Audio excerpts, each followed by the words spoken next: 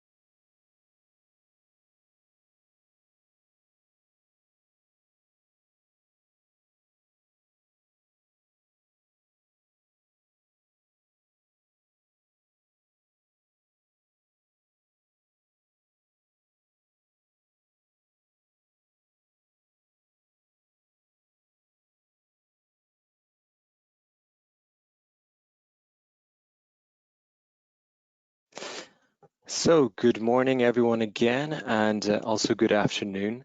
My name is Jared McElwee, and I'm going to be presenting this alongside Peter Seller from Phil Fisher and Dave Bench.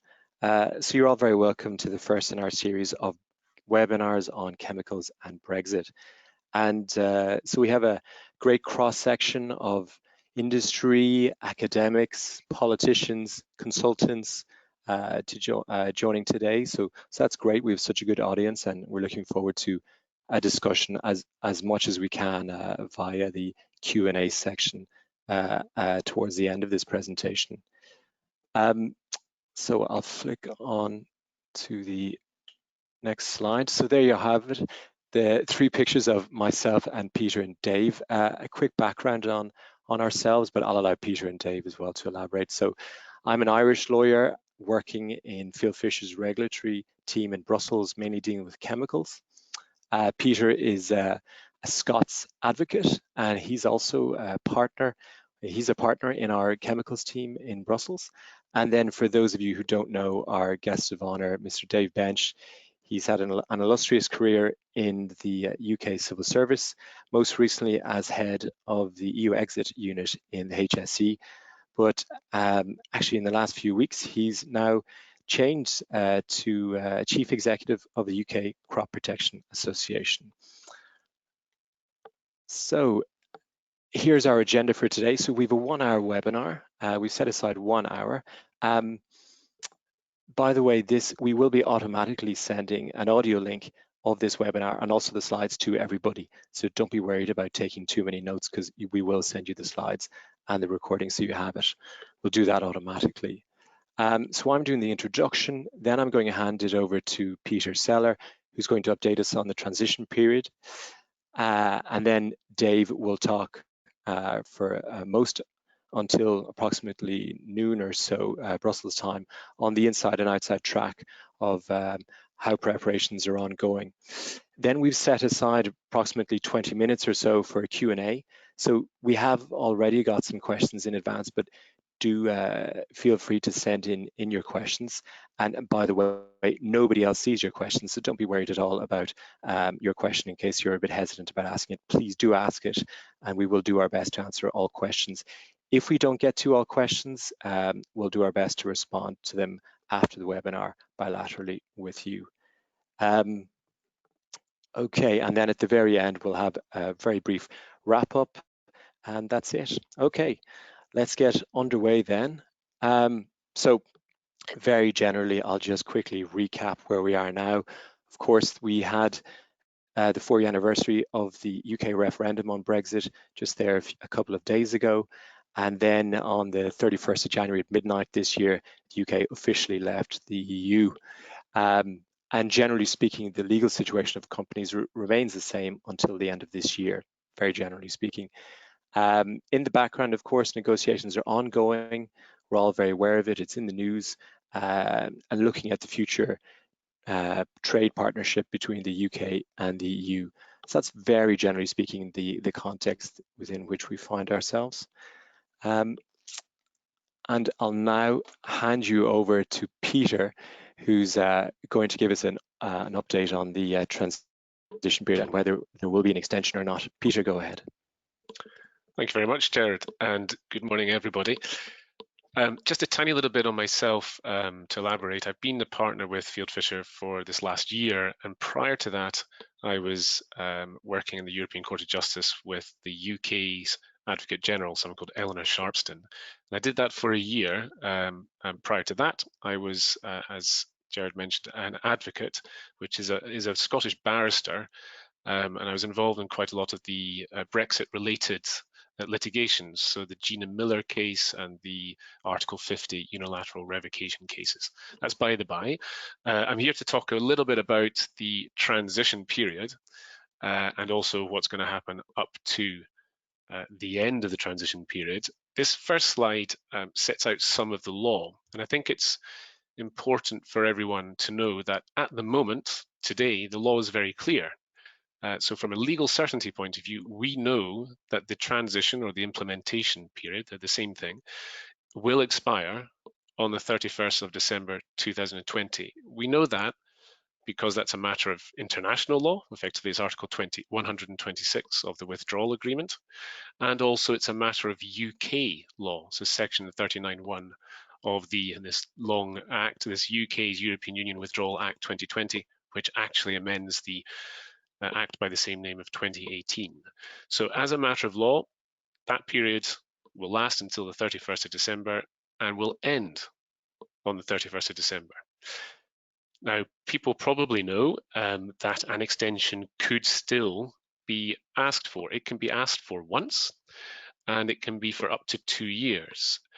And that's, you can see that in Article 132 of the Withdrawal Agreement. And it was perfectly possible to do so, dare say, even in the COVID crisis, which led to suspension of Parliament, so parliamentarians weren't sitting. But something called the Joint Committee between the UK and the EU could have agreed to this, to extend the transition period, for instance, by email.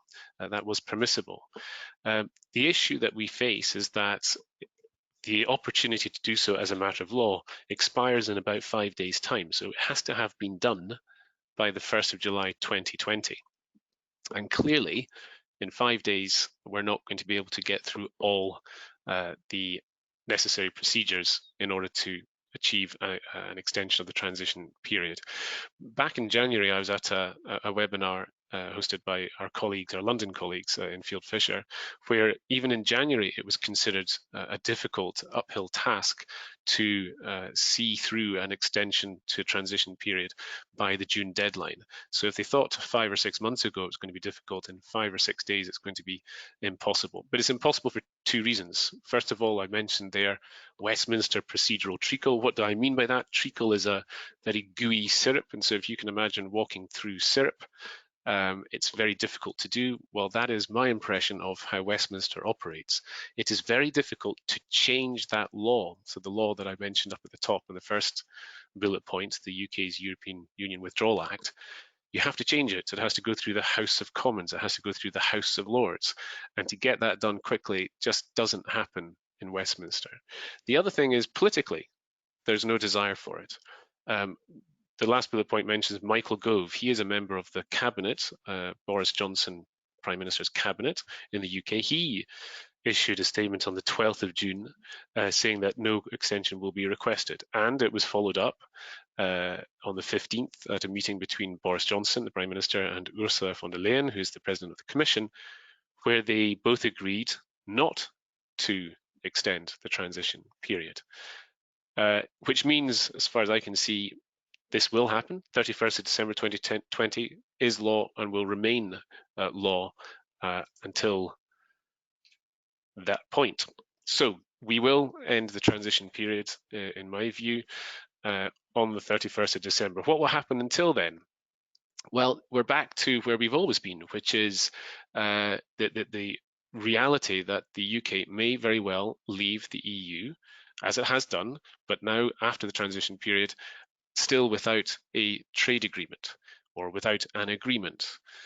And of course, we all know that there are very many guises in which trade agreements can come in, and people talk about Canada and CETA agreement. That would be a very comprehensive trade agreement.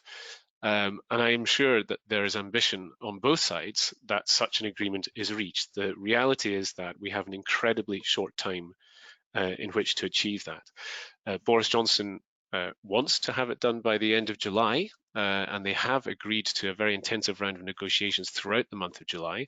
But the previously mentioned Michael Gove and Michel Barnier have been a little bit more circumspect about that type of timing.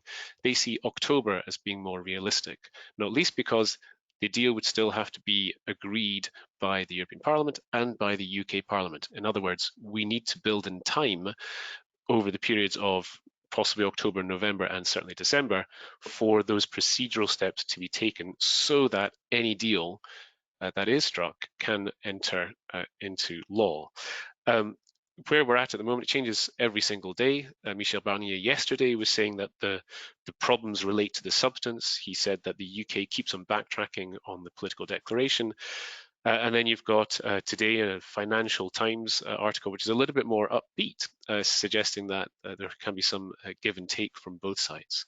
The usual, I'm afraid, is that we as lawyers have to be a little bit cautious, and we have to assume not just a worst case scenario, but a realistic one, which is that regardless of whatever may or may not be negotiated and agreed between the parties, come 31st of December of this year, meaning 1st of January next year, nothing too significant, I think, will have been negotiated such as to affect your industries and your interests, so the general chemicals world. On that, I will pass over to Dave and for his presentation. Thank you. Thanks, Peter. Hello, everybody today. As Gerard said at the start, I've spent the vast majority of my career in the UK civil service, and the past 10 years of that in the Health and Safety Executive, the part of which deals with chemicals regulation for the UK. And from 2011 to 2017, I led the UK regulator for chemicals, and the past few years since then, I've been focusing simply on how to prepare the UK for chemicals regulation in the post-EU exit environment. As Gerard said right at the start, I've just moved from HSE. I was actually in HSE right at the start of this month, and this is my second week in my new role as Chief Executive of the Crop Protection Association in the UK. But what I'm going to talk about today is the UK preparedness for Brexit insofar as chemicals regulation is concerned. And I'm going to start with a little bit of a reminder of some of the key issues and responsibilities in UK government for the various activities that go on. Now, Gerard, I don't seem to have the controls for changing my slides, so could I? Thank you very much. So this first slide simply is a reminder of the parts of UK government that are responsible for different elements of the Brexit preparations. So BEIS, the business department, have a lead on support to the chemical sector as a whole, and crucially in terms of Brexit, are responsible for the negotiations with the EU in relation to manufactured goods, and the vast majority of chemicals are within the manufactured goods part of the negotiation. The only exception to that is plant protection products, which are separately dealt with in agri-foods. There are then a split of policy leads between the different chemicals regimes. So the Health and Safety Executive and its parent department, the Department for Work and Pensions, has responsibility for classification, labelling and packaging, prior informed consent and the biocides regimes. And the Department for Environment, Food and Rural Affairs, or DEFRA, has responsibility for REACH, for plant protection products, for maximum residue levels, detergents, persistent organic pollutants and mercury. There are a range of other things in the chemicals world beyond these things that both departments have responsibility for, but these are the ones where there are direct regimes that require companies to interact directly with government. The Health and Safety Executive is the regulator, the operational delivery organisation for all of these things. So that's where all of the interactions between companies making their submissions in any of the different regimes and the UK government actually occurs. And HSE is also one of the enforcement authorities and therefore will be responsible for compliance and enforcement activity, regardless of what that might mean. So that's just a brief overview of who's got responsibility for what, and that might be important as we come to the questions at the end. Can I move on to the next slide, please, Gerard? Thank you. Peter's already talked about the implementation period or transition period in the more correct language now. The period immediately after EU exit, so now, the period after the UK left at the end of January this year. And the rules about the transition period are defined in the withdrawal agreement between the UK government and the EU. And that withdrawal agreement from the perspective of the UK is enshrined in UK law in the Withdrawal Act. But there are some key things in relation to the way in which the UK performs chemicals regulation during this current period that are quite important to note. These are just the high level ones, not all the detail. So the first thing is the UK doesn't have a vote anymore in any of the EU level decision making. Much of that would have happened at various standing committees, but the UK has no participation in that, and indeed has very limited interaction with EU institutions, agencies and bodies of any type, and that's limited to a very restricted range of activities. And in the main, for chemicals regulation, that means that there is virtually no interaction between UK government and EU institutions in relation to chemicals regulation decisions during this period now. You'll recognise that that also means, the final bullet on this slide, that HSE is no longer able to act as the lead authority for substance assessments for some product authorisations. That's true across a range of the regimes. But during this period, while HSE is not directly engaged in that work, the decisions that are still being made at EU level without the UK participation, they are still binding upon the UK. So they will pass into UK law. That's this period until the end of December. Peter's already talked about the fact that it's highly unlikely from where we are at the moment that would be extended.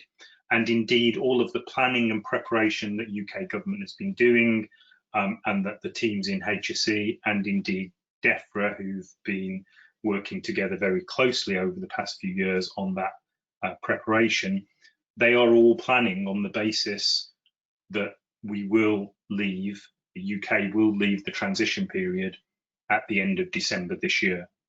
And that means that the new relationship between the UK and the EU will start from 1st of January 2021.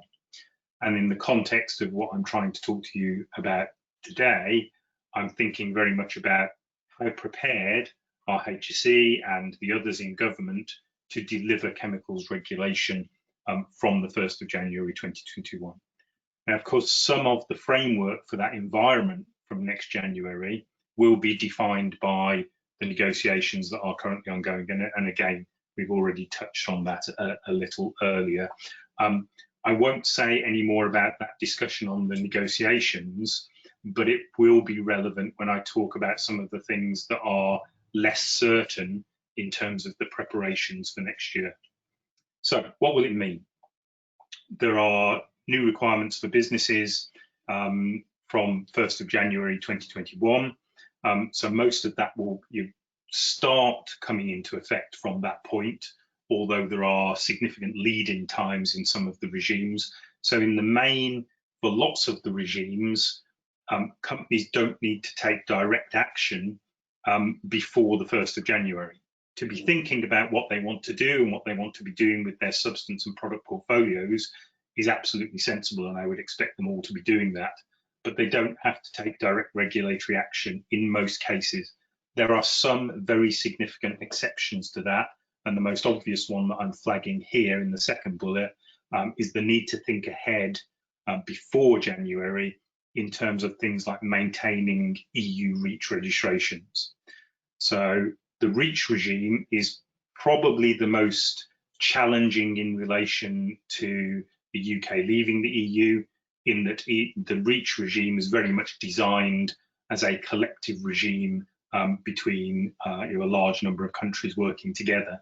With the UK moving outside of that, the way the legislation is drafted means that you will essentially have, from 1st of January next year, an EU REACH and a UK REACH. And each of those regimes requires the registration holder to be in their jurisdiction. So the issue you've currently got is if you currently hold a REACH registration and that's held by a UK entity, from 1st of January 2021, that would not be effective as a REACH registration within the EU regime. It would be effective in the UK, but not the EU.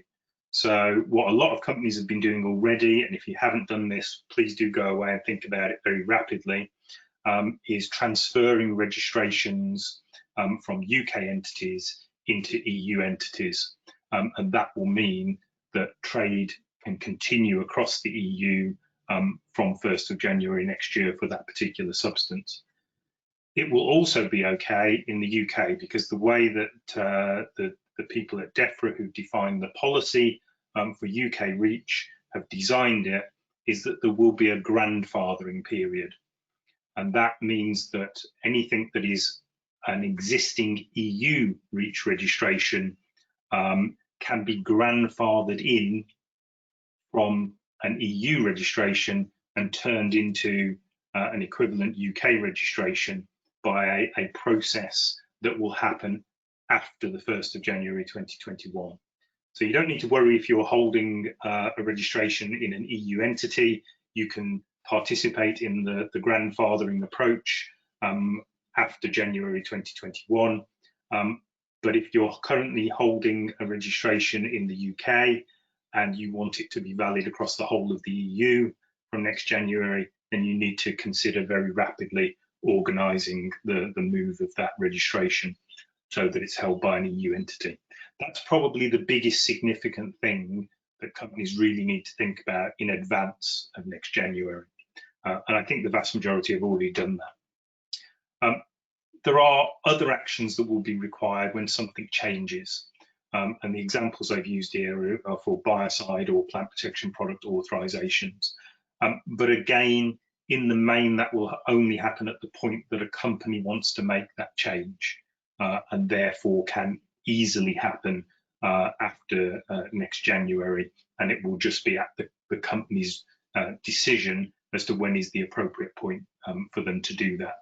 There are some timelines that will provide some restrictions in terms of when things need to happen, but they are all beyond next January and give companies a significant amount of time to take those actions. So I'm not going to labour those points here. Can I move to the next slide, please, Gerard? Thank you. One of the things that I do want to talk about quite a bit is the Northern Ireland Protocol. And the reason I want to talk about this is that the way in which the Northern Ireland Protocol forms part of the withdrawal agreement changed quite significantly last autumn. And that means that it is in effect the newest policy area for UK government to be thinking about, and indeed for all of the devolved administrations in the UK, so Scotland, Wales, and particularly, of course, Northern Ireland, in relation to the way in which the separation of the UK from the EU will work. Now, in the first instance, what I want to say is that the HSE and DEFRA teams have been working very hard since the referendum in 2016 to make sure that they understand all of the various possibilities and different scenarios, and have plans that have been developed over that period of years to make sure they understand exactly what they need to deliver by the time we get to next January. Those plans are very well developed. The thing that is new for them, and was new for me when I was still in HSE a little while ago, was the way in which the Northern Ireland Protocol would need to be delivered. And that is still something that has not entirely worked its way through to have a final conclusion. So this is the area where there is still most significant uncertainty in relation to the policy, and therefore what businesses will need to do in detailed terms from next January. Now, the broad principle, of course, is to respect the Good Friday Agreement for Northern Ireland, to ensure that there's an open border between the Republic of Ireland and Northern Ireland, but also a key point for UK government is to make sure that there is free movement of goods between Great Britain and Northern Ireland from next January onwards, so that it doesn't disrupt the operation of the UK and its 4 countries as a whole. Now, I think what we've seen from UK government over recent months, in general terms, not specifically in relation to chemicals, is a lot of activity to explain how some of those things will work in relation to things like customs and how that is intended to operate. Now, chemicals are slightly different. They are part of a category that is being called highly regulated goods, which in general terms you can think of as those things that might require a specific approval or authorization to be on the market in a particular country. And of course, chemicals is a bit of a mixed bag here. Currently, you can have your REACH registration, for example, and it will apply across the EU and within the UK at the moment. But for something like a plant protection product, which is at the other end of the spectrum, then you need a national authorization. And there are very limited ways in which there is a collective agreement that covers more than one country. Biocides is somewhere a little bit in the middle. You can have a union authorization, but also you can have a national authorization. So there is a mix of models, and whatever happens in terms of implementing the Northern Ireland Protocol has to cover all of those different models and has to consider how products or substances that can be on the market in Northern Ireland, whether they are able to move in either direction, either across the border in Ireland to the Republic, or can they move across the border from, not the border, absolutely not what the UK government wants, but can it move smoothly and without any checks between Northern Ireland and Great Britain, and also vice versa, of course, because materials that are in Great Britain can at present just move directly into Northern Ireland. The intent is that that should be able to continue, but of course the EU is then concerned about whether material can then move from Northern Ireland that's come from Great Britain into the Republic and thereby into the EU. So there are some quite tricky questions about how this is going to work. And the honest answer at this point in time is that all of those questions have not yet been answered. And therefore we are not today going to be able to tell you exactly what it's going to mean for your business in relation to chemicals.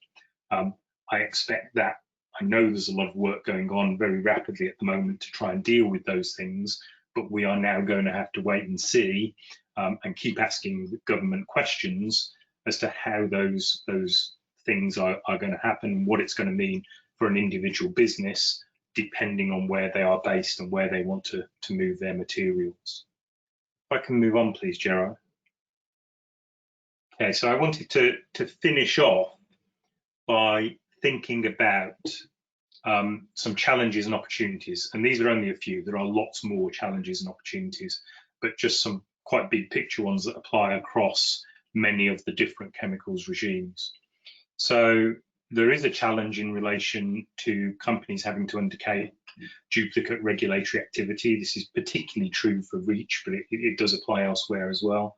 And of course, one of the challenges here will be, well, why are you making us do all this again? That will be the challenge to UK government.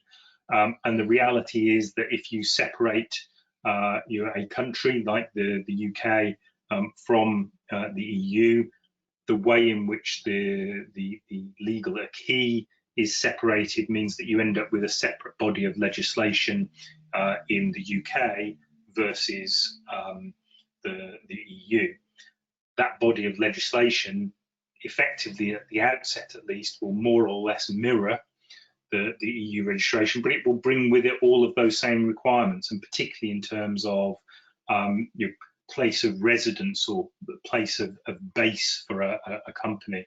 And so REACH does this very particularly by essentially saying that if you want to be part of UK REACH in the future, you need to be, you have a UK entity that holds that registration, and that you then you need to be participating in UK REACH in the same way that you would participate in EU REACH.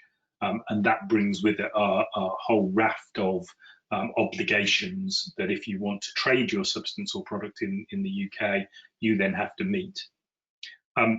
There will be, of course, and we've just spent a few minutes on this, some different requirements for Great Britain and Northern Ireland because of the particular position of Northern Ireland in effectively for a lot of things continuing to adopt and follow EU rules. Now, in many ways, Northern Ireland will behave in response to EU legislation, including new EU legislation in the future, as though it were an EU member state. It will have to follow those rules, but it won't be an EU member state, and it certainly won't be participating in decision making. In that sense, it will have a status more or less like the one I described for the UK as part of the transition period. There are a couple of things that I put on the bottom of this slide really as a prompt to take us into our further discussion, and that's regulatory autonomy and divergence. Now, these things might be considered to be two sides of the same coin, but regulatory autonomy is the thing that the current UK administration has very much said is the fundamental thing that it wants to deliver as part of EU exit. That's the thing that it thinks is very significantly important in the regulatory space. So what that means is in the future, it will be for the UK to take its own regulatory decisions. And inevitably, this is the two sides of the coin piece, that will lead to divergence. And there are a number of ways in which that divergence will give rise. Some of it will be simply a divergence in time of making decisions. So there may be times when the EU takes a decision earlier than the UK does, or equally it could happen the other way around. The UK could take decisions before the EU, and there's just a gap in time between a similar decision on the same substance. I say similar because clearly if two groups are taking the same decision, even on the same data package, with the complexity involved in the chemicals area, it would not be surprising to have slightly different decisions even on the same package. Divergence could come in other ways too, of course. Divergence could come because the UK government, its ministers, decide they want to take different approaches to regulation in future. Now that really is for the future. At the point that the UK leads the transition period, essentially all of the rules and standards will be the same as they are now. In that sense, nothing will change. But of course, that could then change over time.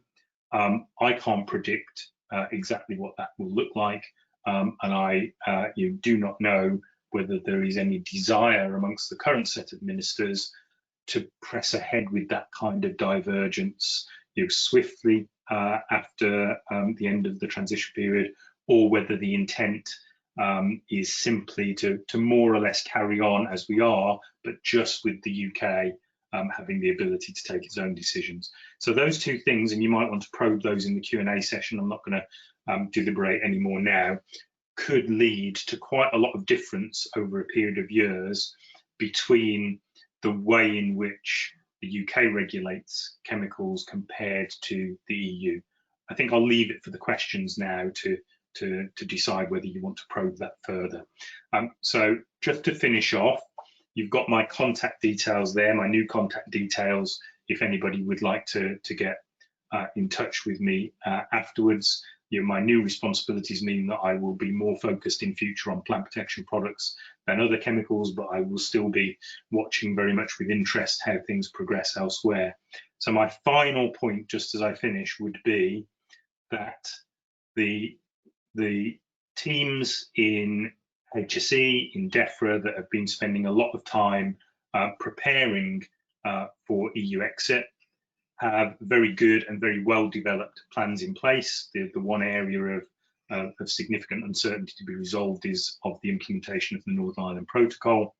And the other questions around whether they are able to deliver effective chemicals regimes for the UK in future resolve more around capacity than they do about capability.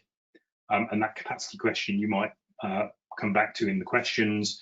The plans are there in place, but I do wonder whether the financial impact of the COVID pandemic that we're currently going through and hopefully starting to move out the other side, that of course is going to very significantly affect not just the UK government's budget, but also all government's budget, and therefore the ability to put the amount of resource into all areas, not just into chemicals regulation, I think is going to be a very difficult question as we move forward through the next few years. So that's the point I'm going to leave you on. There are very well developed plans there, and I think capacity rather than capability is the real question for the future, along with which direction UK ministers want to take their policies in future. Thank you very much. Thank you very much, Dave. That was an excellent overview and very interesting. I find, in particular, from my own perspective, I think the emphasis on the Northern Ireland Protocol and how that's going to pan out, I think that's very interesting, and of course, one for people to watch. And then, of course, you mentioned as well the due diligence steps that companies most likely will have already taken, but if they haven't, to please do so in advance of the start of next year.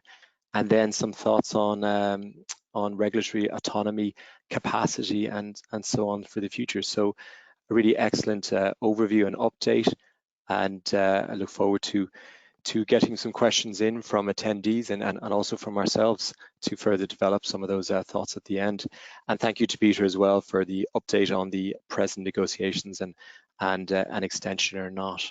So we'll now start the Q&A session. So please do send in your questions via the chat box. It should be on your display panel. We also have got some questions in advance. So we can also start with some of those questions. Okay, to start off with a question on biocides and crop protection. So I'll read out the questions and then Dave, myself, or Peter will answer them. Is it true that the HSE will require a full copy of each data set needed for a biocidal or crop protection product dossier? And by this, the person means, is this the full data set on the product, but also on active substance in a product and potentially even the REACH registration files on substances of concerns? Is this correct, and will this be manageable? Dave, I think this is one that you can answer. Yes, it is, and the answer is yes, it is correct. In giving that very broad brush answer, though, what I would absolutely recommend is that any company in this position of thinking about whether data needs to be supplied to HSE, and this applies to any of the regimes, goes specifically and talks to HSE about their particular situation, because there will be differences and nuances about exactly what data are required. If I explain that, the reason is that HSE will not physically have any copies of a lot of data and studies that have been used as part of EU processes over recent years. And once we leave the end of the transition period, HSE's access to the EU IT systems that hold the archival information will stop. Now, if HSE doesn't have direct access to the studies, then it can't reference them. So it is going to have to ask in a large number of cases for those studies, those data packages to be sent directly to it. Now, clearly, we're talking about electronic transfer rather than physical transfer, but nevertheless, it is still going to be, I think, a significant requirement for many companies over the next few years. The point at which HSE will need the information will depend on what's happening with your particular substance or product. So again, if you're unsure at all, go and talk to HSE. Mm-hmm. Thank you very much, Dave. Building on that, we had another question to do with recruitment and capacity and surrounding, I presume, that, the receipt of all this anticipated data, and how far along is HSE in those aspects? It's done some work. All the recruitment plans were there. A relatively small amount of recruitment was done earlier this year. Sort of went from sort of autumn last year into the start of this year. So there are a few new people in place, but the bulk of the recruitment was intended to happen around now, because there was no point recruiting much earlier than this, because the work wouldn't be there for those new people to do. But that recruitment campaign has been pushed to later in the year, and that's essentially a response to the COVID epidemic and the inability to just be able to do a large-scale recruitment campaign at that time. So there will be an impact. I mean, the current planning assumption is to be bringing a large number of people in for the start of 2021. Mm-hmm. Okay, thank you very much, Dave. Of course, I mean, the COVID-19 pandemic has certainly, it's certainly stopped and maybe halted the progression of a lot of HSE's plans, and that's something which, of course, the HSE couldn't factor into, but we'll have to deal with now. Yeah, I mean, it's probably worth mentioning the HSE capacity for chemicals regulation currently stands at around 300 or just under 300 full-time equivalent posts. And the recruitment that is scheduled now for later this year is for just over 100 posts. So that's the kind of order of magnitude that we're talking about. The other thing to remember when we're thinking about what capacity is needed by when is that not all the new things that HSE will have to do eventually come on stream immediately at 1st of January next year. There are a whole raft of questions about how review programs work, for example, how a UK work program looks for REACH authorisations and restrictions. So there are quite a lot of discretionary areas of work on which the decisions won't be taken until after the January next year, and that will enable HSE to balance the resource load. Mm-hmm. Just you touched upon review program, and we have another question in which we can just elaborate slightly on. So the question is, it's to do with biocides. How will HSE be handling the active ingredient review program for existing active substances that have not been approved yet and are still in the review program? And the general answer I give here in terms of biocides reviews is equally applicable in broad terms to plant protection product reviews. So the way the legislation will work is that the UK legislation will effectively mirror the current EU legislation for both, it will require a 10-year review program. Clearly, going around the first time in biocides means that 10-year cycle is not going to be met. That didn't happen either when plant protection products went through the first cycle of substances, and has only really settled into a 10-year cycle in the subsequent rounds. And I would expect the same to happen for biocides. But the answer in terms of how will the UK deal with those review programs is yet to be decided. So that's for something for ministers to engage on in due course once they are clear on what the operating environment from next January will be. So you wouldn't expect to see a very rapid answer on that question. That's not to say that there hasn't been a lot of thinking about it at official level. And I've certainly thought about this in my previous role.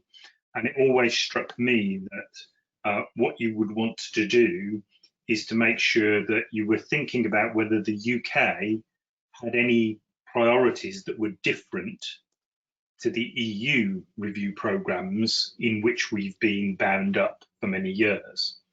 And the likely answer is, I don't think this work has yet been done, but the likely answer is that there will be a relatively small number of substances or groups of substances for which the UK would associate a higher priority than is currently happening in the EU review programme.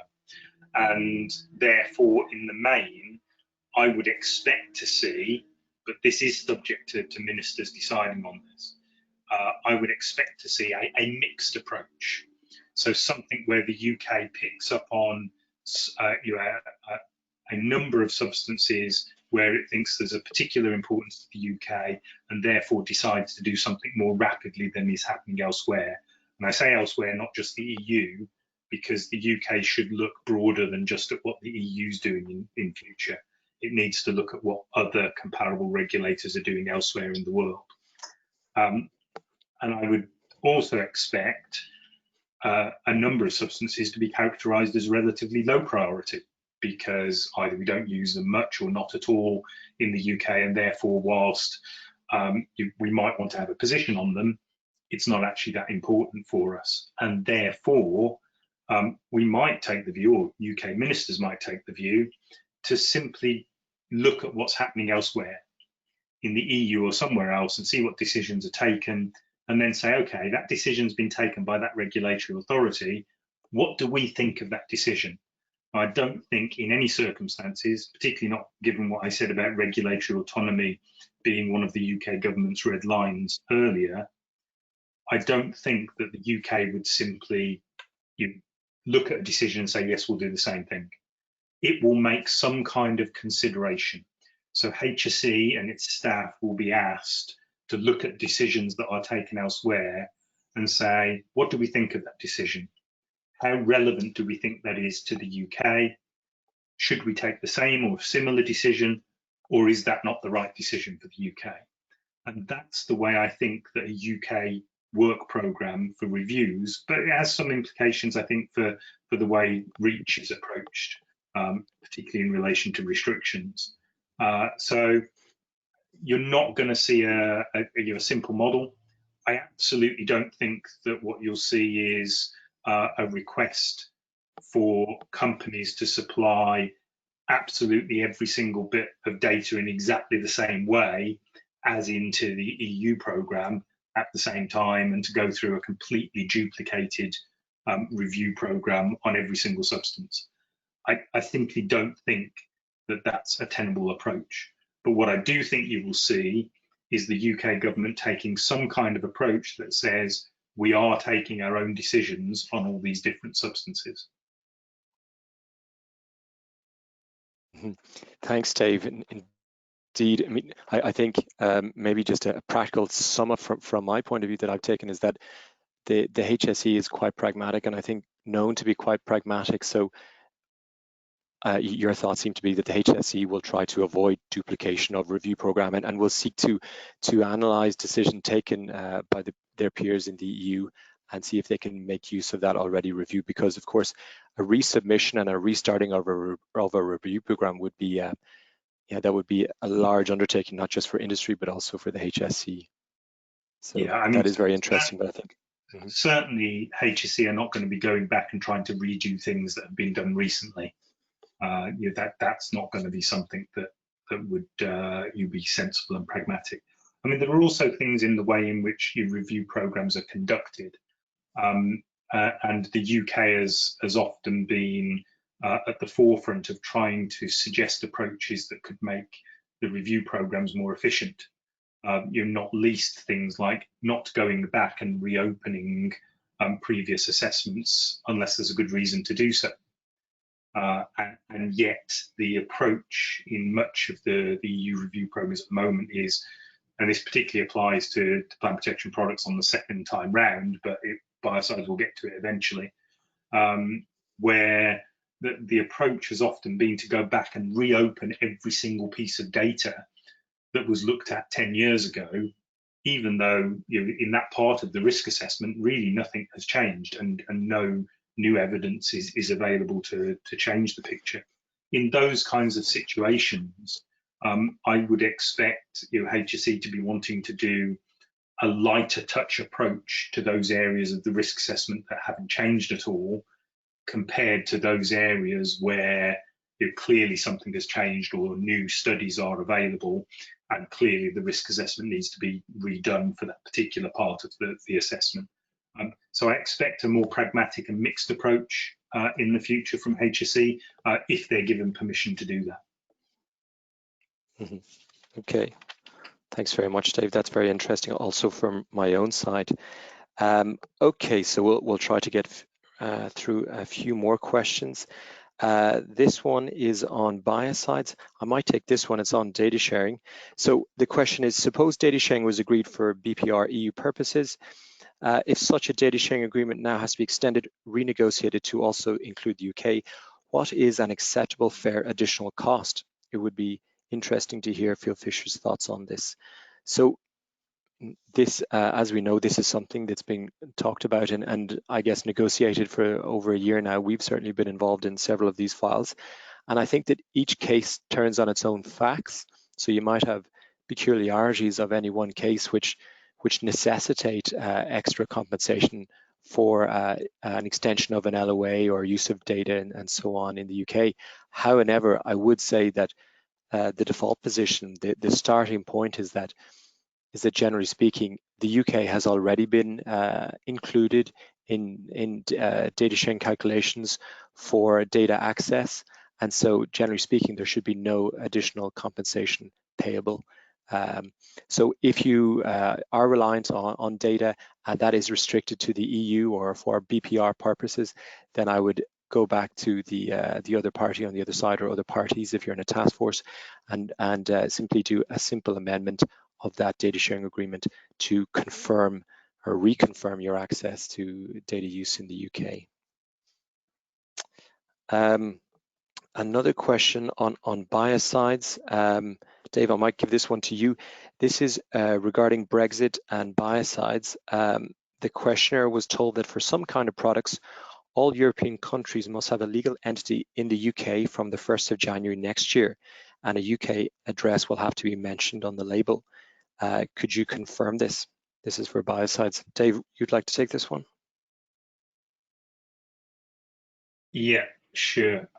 So there is a transition allowed in the biocides regulation. So what HSE have done is lay a statutory instrument that will amend the UK regulation, the EU law, that when it's brought in to UK law, most of that is to fix inoperabilities, the things that reference EU institutions, for example. But there are areas like this where that statutory instrument has been used to put slightly different dates in so that you don't have to do it immediately. But companies will need to make sure that they have done that within a year. Mm-hmm. Thanks very much, Dave. Indeed, and you referenced the statutory instruments, the SIs. They are quite complicated. So if the attendees have any question on these, feel free to email us. There are various different SIs for different areas of UK law, and they are quite difficult to read through, so don't hesitate to ask us questions on them. Maybe taking a step back a little bit from the detail, and this is a question more for Peter. So the questionnaire asks, what's the state of negotiations vis-a-vis the different countries involved and most directly impacted, Northern Ireland, Scotland, Wales, and England, and is there less tension now or more tension, and how do you see this developing? Thank you, Jared. That's a question which opens up possibly a can of worms and could take a long time to answer. I'll do my best to keep it short, though.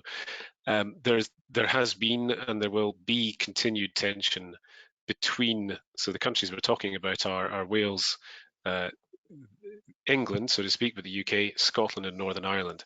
Northern Ireland is obvious, and Dave has spoken in full about the complications in Northern Ireland, and they're still very, very much alive. Even yesterday, at Prime Minister's Questions Time, Sammy Wilson, who's a very well-known Northern Irish politician on the unionist side, meaning stay within the United Kingdom, asked a question of the Prime Minister, and basically, as far as I could see, the Prime Minister is in some denial of what it means to have a separate Northern Ireland protocol, and the fact that there will be, for want of better words, a border in the Irish Sea between Northern Ireland and the rest of the United Kingdom.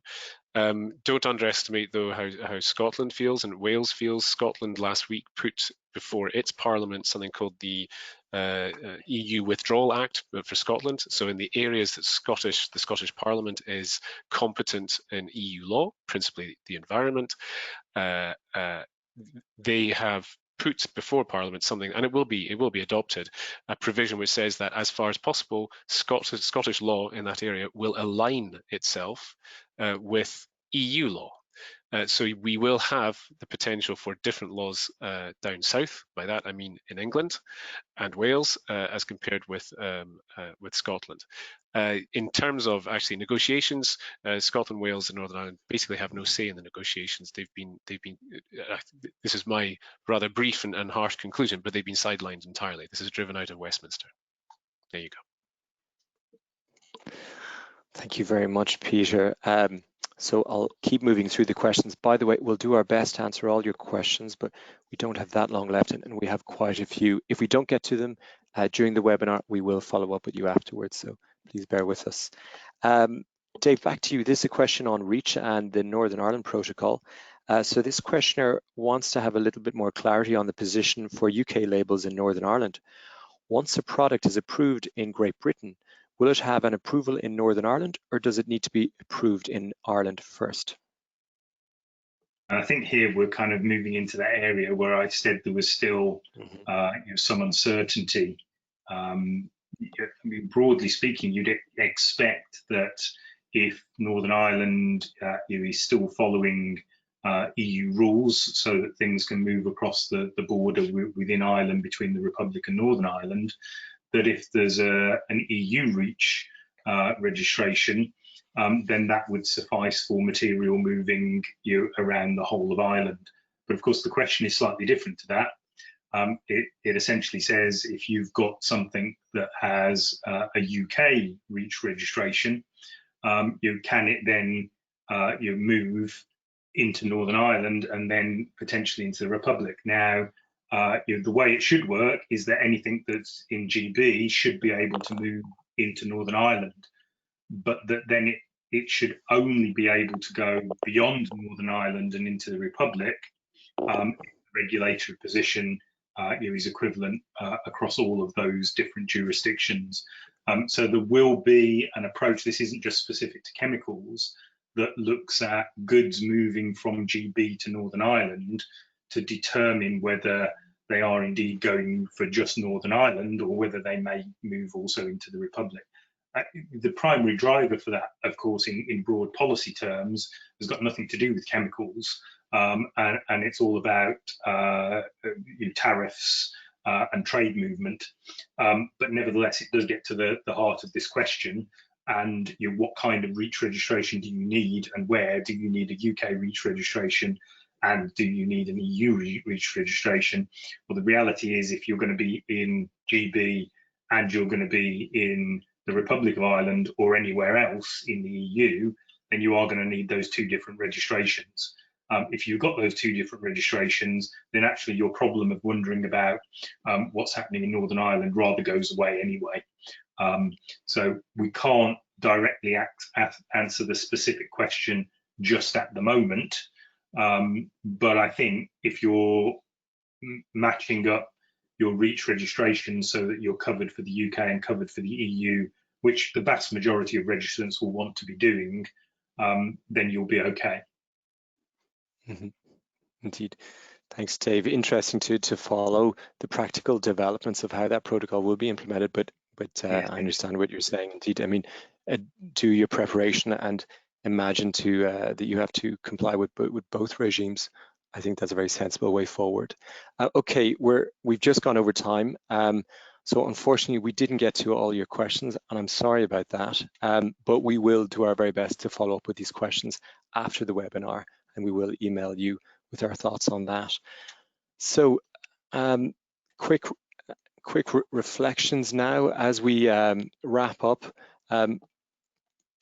So essentially we have the implementation period now until the end of this year. It will not be extended, most likely. I mean, we can't be 100% certain, you never know, but most likely now it looks like it will not be extended. There are going to be increasing negotiation rounds with between the EU and the UK to see if they can develop and try to find more common ground on the future and a common trade partnership, but we'll have to see how that develops. From the 1st of January next year, there will be separate EU and UK frameworks, which will require local registrations and steps. In terms of data access, EU data rights and letters of access may not extend to the UK. So you need to, as I said before, go back to wherever you got the LOA or the data access right, and I would say confirm your access to the UK. And I would do that sooner rather than later. So thank you all very much for joining us today. We hope you have enjoyed this webinar, and we're honored to have Dave Bench on board, because I think Dave has occupied a unique position of having filled so many senior roles in HSE and now being the chief executive of the CPA. So thank you very much, Dave, for joining. And if you have any follow-up questions, please email them to Peter and I, and you have our email addresses there. And we will have a follow-up webinar on Brexit and chemicals after the summer, most likely in October. So do stay tuned, and I wish you a lovely day. Thank you very much.